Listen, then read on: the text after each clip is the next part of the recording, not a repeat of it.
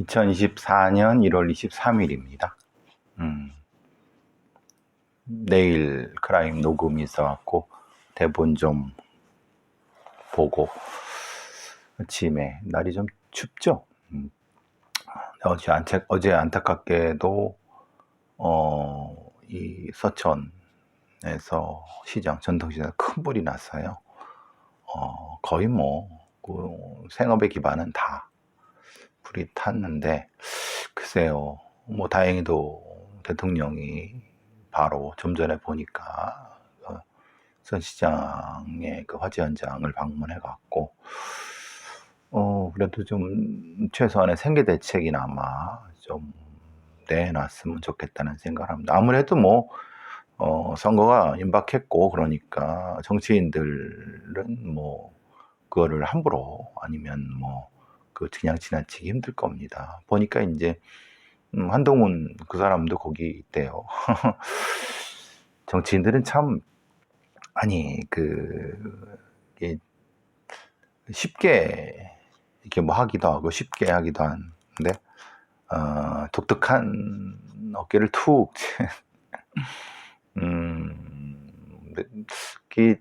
크게 감정을 감추는 데는 그렇게 습관이 잘 안 된 사람 같습니다. 여러 가지 의미가 있겠죠. 어깨를 한번 툭 치는 거는 그런 얘기도 있겠고, 예를 들면 일종의 질책일 수도 있겠지만은 사실 거기에 여러 가지 의미가 함축돼 있다고 봅니다. 물론 이제 주변에 보좌관들이나 비서관들이 또 미리 얘기도 해줬겠고 그렇지만은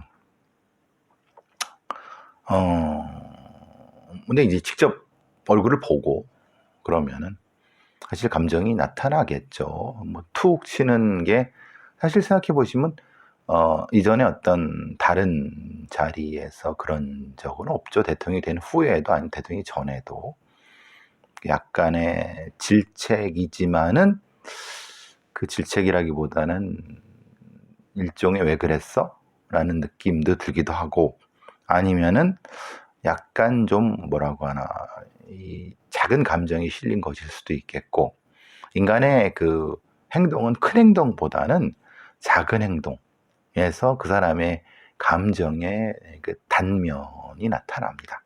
그리고 그 단면은 그 전체의 프로필을 알 수 있게 해주죠.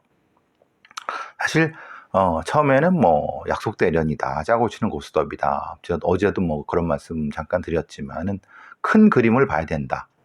왜냐, 큰 그림은 실제로는 김건희라는 사람이 불만을 표출한 것은 맞다. 근데 그리고 그걸 또 격하게 불만을 표출한 건 맞다. 근데 이제 그 격하게 불만을 표출한 것을 일종의 이제 그 정치적 경험이 미숙한 비서실장이나 아니면 이런 사람들이 어떤 의사소통 관련된 부분인 거고, 그리고 이제 그게 이제 주변의 언론이나 이런 걸 통해서 크게 두 가지로 약속 대련이든 진짜든 근데 결과적으로 큰 흐름은 대통령이든 김건희라는 사람이든 한동훈이든 국민의힘의 누구도 판이 어그러지길 바라진 않습니다. 그건 공멸이니까요. 근데 서로 이제 정치적인 어떤 행동에 미숙한 사람들이니까 뭔가 이렇게 두두둑했지만은 결국은 주변에 있는 사람들의 조언이나 이런 걸 받아갖고 결국은 수습하는 쪽으로 전체적으로, 그러면 결국은 이 상황에서 누가 손익계산을 해보면 결국은 실제로 한동훈이 사퇴하지 않고 또 김경률이 사퇴하지 않고 유감 표명 정도, 그리고 서로가 유감 표명 정도로 했다고 하면 결국은 한동훈이 사실은 얻은 게 더 많겠죠. 시간이 가면 갈수록 그쪽으로 힘이 치우칠 테니까.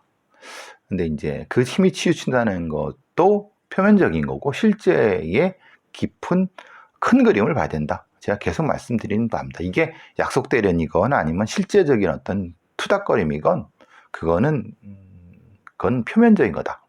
뭐 계속 말씀드렸고, 오늘 대통령이 비대위원장을 툭 친 부분고, 그리고 사실 이전과는 다르게 나타난 부분들을 보면은 사실 그 부분 외에는 딱히 형식적인 의전 정도가 진행된 거니까 크게 다뤄볼 건 없습니다. 사실 이런 거에 일희일비할 필요도 없는 거고, 중요한 거는 그 사람들이 무슨 행동을 하건 전체적으로 지금 이 어려운 대한민국의 난국을 헤쳐나갈 수 있게 여든 야든 좋은 그리고 실력 있는 국회의원이 당선되기를 바랍니다. 그게 정치가 되겠죠, 아무래도. 여든 야든 아니면 그게 개혁신당이든 아니면 이낙연 당이든 무슨 금태섭 당이든 한동훈 당이든 아니면 이재명 당이든 누구든 정의당이든 이 나라의 지금의 그 어려운 점을 짊어져 할 수 있는 그런 사람이 당선되기를 바랍니다. 자, 제가 이제 좀 전에 썼던 거는 SF 관련된 단편 소설의 그 기획안 비슷한 걸 썼는데, 이제 제가 주목하는 거는 범죄 AI입니다. 범죄 AI. 제가 계속 말씀드렸지 않습니까? 어쨌든 우리나라에 공개되지 않은 데이터 중에 결국은 끝까지 공개되지 않을 수 있는 범죄 데이터. 사실 의료 데이터나 아니면 의료 데이터는 사실은 의료 기록에 대한 부분이고, 그거는 이해관계자가 명확합니다. 그거는 의사와 보험사, 그리고 그게 또 환자도 존재하고 환자 단체도 있고 또 의료 관련된 많은 이 건강보험 관련된 부분도 있고 국민도 있고 행정, 그러니까 명확합니다. 그러니까 그것은 크게 이제 그래도 어쨌든 언젠가는 공개가 되겠지만 지금 상당 부분 공개가 됐고, 또한 다른 부분은 아시겠지만은 그 외에 카드 데이터라든가 아니면 그 핸드폰의 위치 데이터라 이런 것들은 거의 대부분 이제 공개가 되고 있습니다. 그리고 상업적으로 더 쓰이기도 하고 공공 데이터 영역입니다. 근데 이제 가장 최후의 영역이기도 하고 어떻게 될지 사실 민감하지만, 우리가 미국까지라든가 유럽, 특히 유럽 같은 경우도 사실은 공개되기가 아주 늦게 공개가 되지만, 미국같이 일종의 개방된 범죄 그 시스템, 특히 이제 이 당사자주의를 채택하고 이런 보안관 그리고 기소 별도 이런 부분을 채택하고 있는 데에서는 범죄 데이터 자체가 과거에는 폐쇄적이었지만 상당 부분 공개됐습니다. 그러니까 이 범죄 데이터가 왜 중요했냐면, 미국에서도 사실은 미국의 NCAVC처럼 그리고 미국의 FBI에서 초기에 60년, 70년대에 프로파일링 시스템을 구상했던 사람들도 기본적으로 범죄가 어떤 건지를 알아야지 범죄를 예방할 수 있고 범죄자를 잡을 수 있다고 하는 기본적인 철학입니다. 생각해보시면 당연한 거 아니겠습니까? 되게 당연하죠. 아니 범죄자를 모르는데 어떻게 범죄를 예방을 하고 범죄자를 잡을 수 있겠습니까? 근데 문제는 이 권위주의 시스템, 제3세계 권위주의 시스템이라든가 국가 주도적인 시스템에서는 그게 대륙법계든 어쨌든 기본적인 행정 치안이라는 영역이 존재하는 거고, 그 중에 일탈적인 영역에 범죄가 있는 겁니다. 그렇기 때문에 국가가 알아서 범죄를 마치 사회의 악이라든가 병을 치료해 주는 거 정도입니다. 그러니까 그걸 어떻게 처리했고 뭐 이런 거는 사실은 국가는 공개할 이유가 없죠. 공개할 필요성을 못 느끼고 그 공개 객체가 누굽니까? 그러니까 이제 일반 시민한테 공개할 어떤 필요성을 못 느끼는 거죠. 그런데 또 하나는 그러니까 이제 원님 재판이라든가 아니면 과거에 이런 행정 권력이라든가 독재 권력에 종속된 범죄 수사 시스템에서는 살인범이 누구든 상관없어요. 갔다가 그냥 자기 생각에 제가 범인 같으면 조져갖고 얘가 다행히 범인이면 좋고 아니면 말고 또 다른 것도 잡아다 조지면 되는 거고 또 필요에 따라서 범죄를 해결하는 게 범인을 잡는 것이 아니라 누굴 잡아다가 아니면 다른 전과자나 그럴 만한 애한테 이 범죄를 뒤집어 씌워갖고 범인을 만들어갖고 범죄 통계 자체가 의미가 없습니다. 아무도 신뢰하지 않습니다. 범죄 통계를. 왜? 실제로 서울경찰청이나 경찰청에서 범죄 해결률이 95% 막 떠들고 다니지만 웃기는 소리입니다. 실제로는 그렇지 않습니다. 절도는 40%도 안 됩니다. 강도는 50% 반도 안 돼요. 살인사건은 60, 70%도 안 됩니다. 근데 떠들어대는 거는 90%를 해내니 막 됩니다. 그러면 나머지는 뭐냐? 나머지는 해결 안 된 겁니다. 해결 안 돼도 상관없습니다. 왜냐면 국가는 그냥 알아서 노력한 거고 국가가 알아서 노력하다가 안 된 걸 어떻게 했냐? 라고 하는 겁니다. 근데 그걸 얼마나 국가가 노력을 했는지에 대한 점검을 국가 스스로 하는 겁니다. 근데 국가가 자기가 한 걸 자기가 점검하니까 그냥 매년 100% 나오는 거죠. 그러니까 거의 쪽팔리니까 95% 나오는 거죠. 마치 김정은이 북한에 김일성, 김정일, 김정은이가 매번 사회주의 천국 이니까 범죄가 있을 수가 없어. 그죠?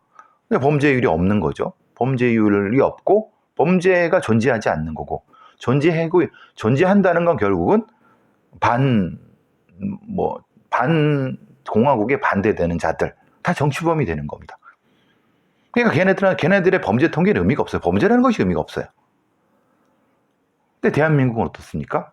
그렇게 되면 안 되는데도 의례적으로 그냥 국가가 알아서 범죄를 해결해주고 그거에 대한 부족한 부분은 그냥 재수없이 걸린 거고. 그러니까 오랫동안 제가 벌써 20년 넘게 주장해온 바가 범죄 통계를 공개해야 된다. 즉 통계가 아니라 숫자의 통계가 아니라 범죄 내용을 정확히 말하면. 그러니까 지금 경찰청의 홈페이지 들어가면요.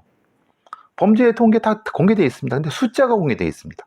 살인사건 몇 건, 강도 몇 건, 절도 몇 건, 그 중에 몇 건 해결, 미제사건 몇 건, 이런 거. 근데 구체적으로 A라는 사건을 어떻게 해결했는지에 대한 기본적인 어떤 평가는 없습니다.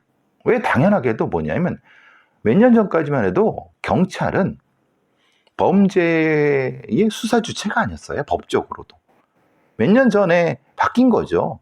검찰이 주체했어요. 근데 검찰은 경찰로부터 넘어오는 것만 지들이 수사해갖고 아니면 알아서 인지수사해갖고 해서 하는 거니까 전체 범죄가 어떻게 발생하는지 몰라요. 경찰은 그걸 기록하고 점검하고 객관할 필요를 못 느껴요. 그 발생한 걸 하면 되는 거고 그게 잘 됐거나 잘못됐거나 공개할 필요도 없으니까. 그러니까 경찰청의 제 기억으로는 90 몇 년도쯤에 그럼 다 종이로 된 것들이죠. 기록들, 종이 사진 같은 것들, 과거의 수사 기록들이 경찰서마다 참고 그득히 그 사건 자료들이 쌓여 있습니다. 정리도 안 된 것들. 그리고 컴퓨터가 도입되고 물론 사실 그전엔 타자기 때는 컴퓨터가 도입됐을 때도 서버 개념이 없었어요. 그러다가 이제 경찰청의 서버가 만들어지고 그 사건에 관련된 어떤 업무 시스템이 당연히 업무 시스템, 결제 시스템이 만들어질 수밖에 없죠. 그죠? 전자결제가 될 수밖에 없으니까. 그럼 전자결제가 된다는 건 사건들이 여기 들어와 있다는 거예요. 그리고 어느 정도는 기존의 종이 문서로 된 것이 스캔본, 그림 파일본으로 저장이 됐지만 아직도 많은 사건 기록은 그냥 종이로 어딘가에 써놓고 있고, 그림 파일이나 뭐 이런 파일로, PDF 파일로 저장된 것도 있고, 지금 하고 있는 얼마 전까지만 해도 그 결제한 기록도 사건 뭐 송치한 이거 다 그 경찰서의 개인 어떤 컴퓨터에 있거나 아니면 그게 하드에 있거나 뭐 그걸 어떻게 냈거나 이게 다 있는 겁니다. 막대한 자료입니다. 근데 그거를 공개해라고 해도 사실 뭐 공개할 수 있는 법적 근거도 없습니다. 물론 공개할 수는 있죠. 근데 없다고 하면은 이거 잃어버렸는데 이게 없는 것 같은데라고 하면은 그럼 그걸 가지고 압수수색이 들어야 되잖아요. 경찰청에 서버든 뭐든. 실제로 해봐도 없다고 하면 그만입니다. 어디 창고에 썩고 있어 그만입니다. 제가 그래서 말씀드린 게 증거보관법 그리고 경찰 수사 기록을 엄정하게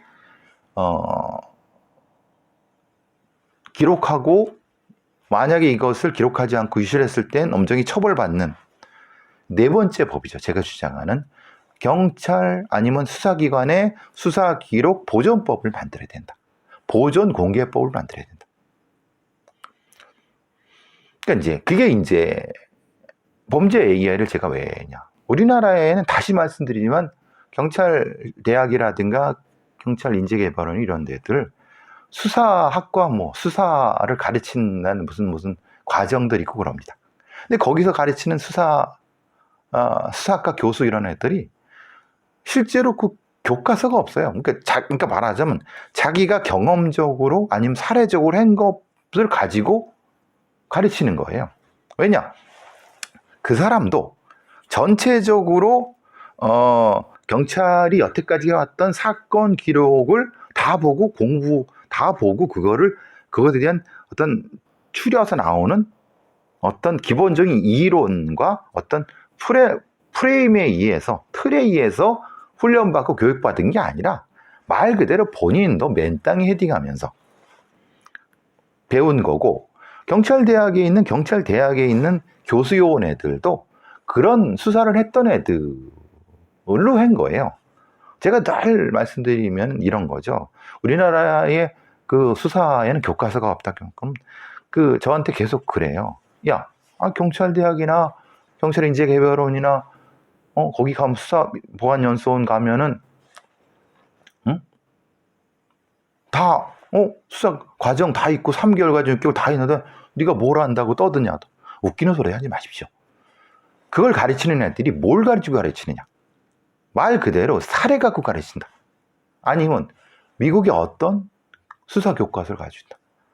실제로는요, 걔네들이 우리나라의 그 수사관 교육이라는 것은 말 그대로 사례 교육이면서 이론적인 어떤 것을 배경으로 한 기록이 아니에요. 그러니까 한국의 기본적인 수사의 기본적인 데이터베이스에 근거한 게 아니에요.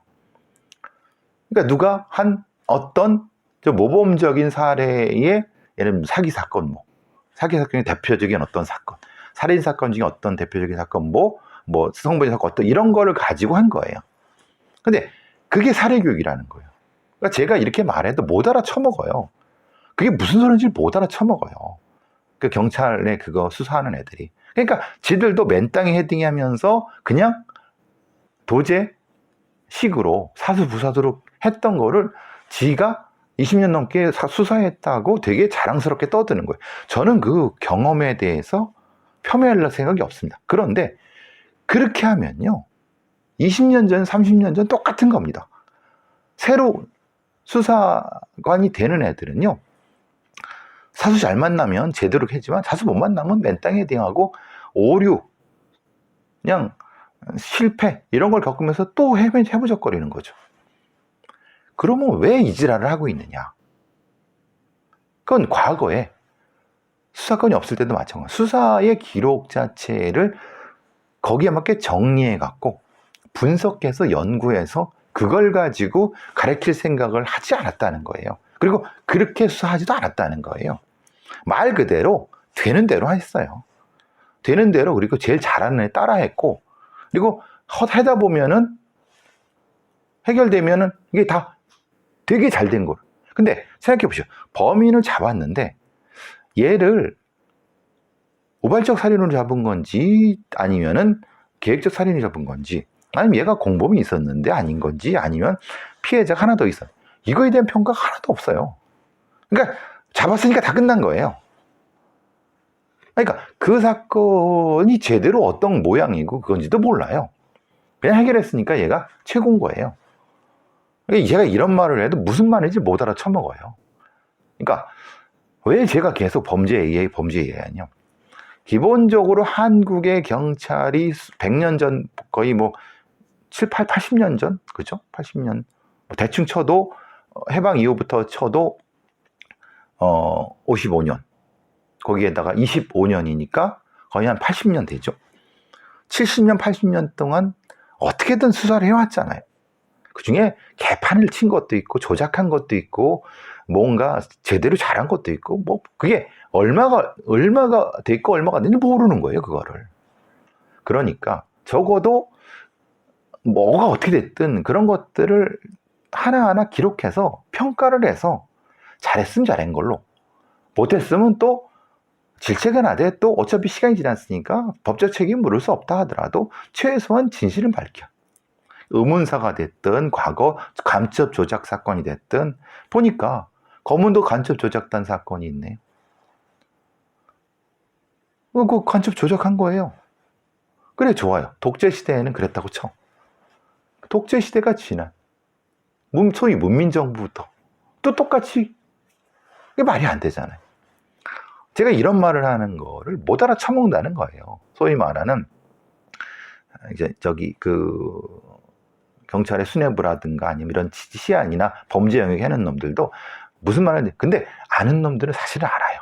근데 애써 외면하는 거죠. 왜? 이 데이터들이 정리가 되고 분석이 되고 해석이 되고 또는 비판이 되고 제3자에서 공개가 되면은 분명히 이춘희 사건을 조작했던 놈이나 아니면 과거에 간첩 조작한 놈 아니면은 뭔가 사건 조작해서 승질한 놈, 이게 다 드러날 수밖에 없어요. 왜냐? 범죄 AI들이 사건을 축적하다 보면 이게 사실 이상하거든. 그럼 그걸 한번 다시 보면 기록이 뭐가 이상해. 아니, 뭐 다시, 이게 이런, 그게 범죄 AI가 반드시 필요한데 당연히 안 할 거예요. 이건 특별법을 만들어서라도 개헌을 해서라도 해야 되는 부분이고, 거기에 관련된 자들은 진짜 잘못한 사람들은 처벌받아야 되지만 대다수의 그 무지한 자들은 그냥 그거에 대한 면책을 이런 방식으로 해야 되죠. 제가 그래서 범죄 AI를 왜 말씀드리냐면, 과거에는 프로파일링 시스템이 그 자체가 사실은 데이터베이스였어요. 통계적 데이터베이스였죠. 근데 통계적 데이터베이스 자체는 그거를 분석할 수 있는 주체가 아니라 그냥 자연한 데이터 변수별로 모아하는 것밖에 안 돼요. 근데 이제 학습형 데이터 AI가 상용화되고 실제로 존재한다고 하면은 94년도에 미국에서 오류를 겪었던 인종 프로파일링 같은 편향적 프로파일링이 나오지 않게끔 데이터를 학습시킬 수 있는, 그래야지 지금처럼 범죄 수사한답시고 제대로 교육도 받지 않은 애들, 실력도 없는 애들, 그냥 맨 땅에 헤딩하는 애들, 실제로는 사건 한 며칠이면 할 거를 그냥 한 달이고 막 잡고 하다가 증거 놓치고 범인 놓치고 이 꼬라지를 지금도 계속 이 21세기 이지랄 하고 있는 거예요. 지금 대화형 AI로 범죄 수사를 효율 높인다라고 소위 말하는 IT랑 이런 쪽에서 얘들도 이 데이터가 필요하다는 걸 알겠죠. 뭔가 알 거예요.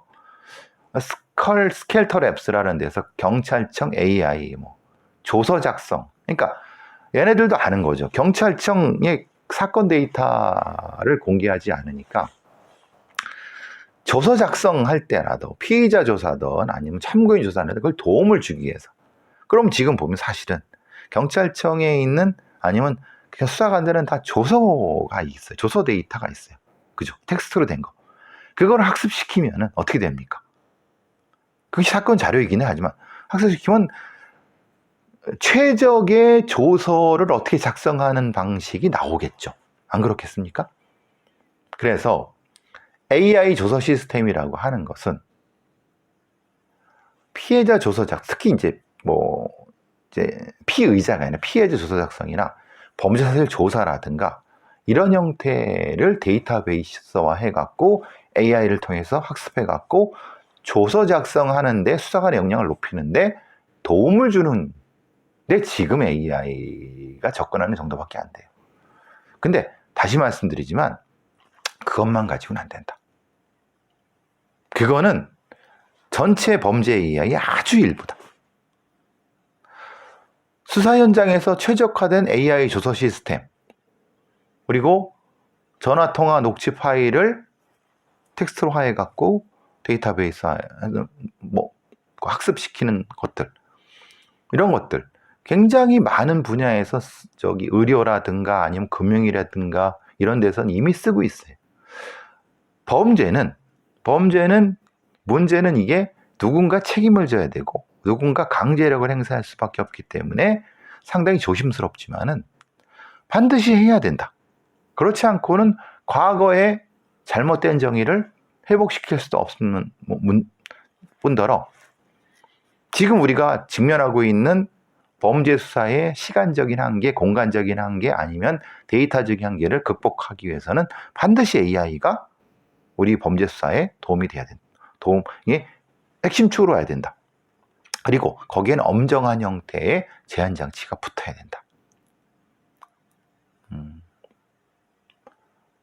그러면 가장 쉽게는 과거에 연쇄살인범 잡았다고 조작한 놈, 사건 수사했다고 조작한 어떤 놈들도 사실은 밝혀낼 수도 있을 것이고, 과거에 의문사에서의 어떤 부분들도 분명히 찾아낼 수 있을 것이고, 왜냐하면 일종의 수사 모듈이 만들어질 수 있거든요. 간절히 바랍니다.